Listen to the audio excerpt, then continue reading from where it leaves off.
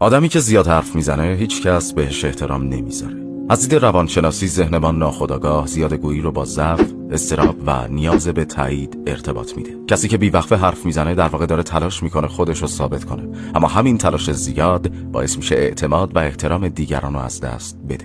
وقتی در جمع ساکت میمونی نگاه‌ها به سمتت جلب میشه. مردم میخوان بدونن تو چی توی سرت داری، چرا ساکتی و دقیقاً کی قراره حرف بزنی. این سکوت تو رو مرموز، باهوش و قوی نشون میده، چون هرچی کمتر بگی تأثیر هر کلمت بیشتر میشه. ذهن انسان همیشه از ناشناخته ها حساب میبره. پس به جای توضیح دادن فقط نگاه کن، به جای توجیه فقط لبخند بزن. کم حرف زدن یعنی بازی کردن با ذهن دیگران. آدمای قدرتمند دقیق میشنون، حساب شده حرف میزنن و هیچ وقت خودشون رو لو نمیدن.